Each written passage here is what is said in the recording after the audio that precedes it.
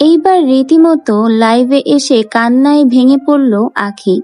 সে বারবার একটা কথাই বলছে, আমি বাঁচতে চাই, আমাকে বাঁচতে দাও। আমাকে যদি আমার মতো করে বাঁচতে দেওয়া না হয় তাহলে হয়তো আমি অন্য কিছু করে ফেলবো। তাহলে কি বলতে চাচ্ছে আখি?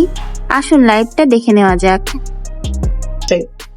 এখন আমাকে যদি এভাবে বাঁচতে না দেওয়া হয় হয়তো আমি অন্য কোনো কিছু করে ফেলবো, তখন আবার যেন আপনার আফসোস না করেন।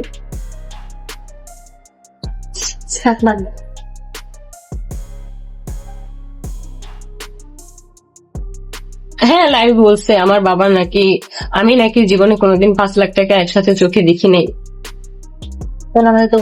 আমরা গরিব অনেক, এটা নিয়ে আমার কোনো সমস্যা নেই, আমার বলতে কোনো খারাপ লাগাও কাজ করে না, কারণ আমরা গরিব।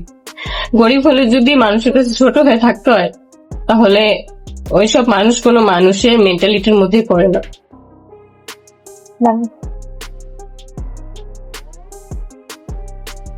গার্মেন্টস নিয়ে যে কথাটা হইলো, মানে আমার মনে হয় কি বাংলাদেশের প্রত্যেকটা ফ্যামিলিতে একজন দুজন করে গার্মেন্টসে জব করে।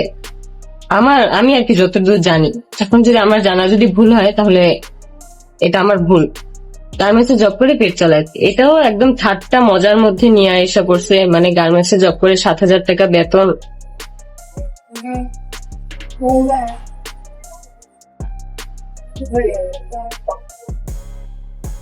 কান্না করো না আপু, কান্না আসলে আটকে রাখা যায় না। যা যা হইতেছে আমাকে নিয়ে, যা যা বলতেছে,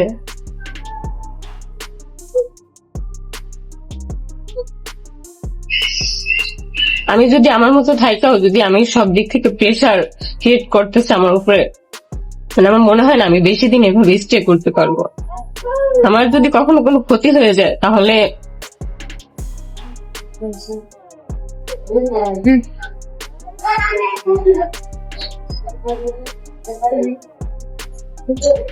যেখানে মানুষের কোনো মান সম্মানই থাকে না ওইখানে আমার মতে না যাওয়াটাই বেটার। এখন তোমরা অনেকেই যারা যারা বলতেছো আমার ছেলের জন্য, আমি তো আমার ছেলের সাথে কারো কন্টাক্ট অফ করিনি। আমার ছেলের সাথে যারা কথা বলবে আমার কোনো সমস্যা নাই, আমার কোনোদিন থাকবেও না। যদি ওরকম থাকতো তাহলে আমি আজকেই কাউকে বাসায় আসতে দিতাম না। আর রইলো আমার ছেলের ভরণ পোষণের কথা, এখন কে দুধ আর ডায়পার আনছে আমি জানি না, কিন্তু আমি ভাবছি যে ওর বাবাই হয়তো পাঠাইছে।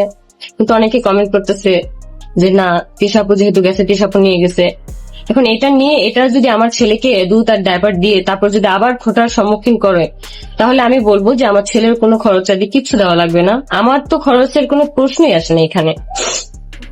যদি আমি রাখতাম তাহলে আজকে ড্রেসটাই রাখতাম, কিন্তু রাখবো না। আর ব্যান্ড আর ওই যে হাতের একটা ব্রেসলেট আমি চাই না, এগুলো কেন আমার জন্য নিয়ে আসছে।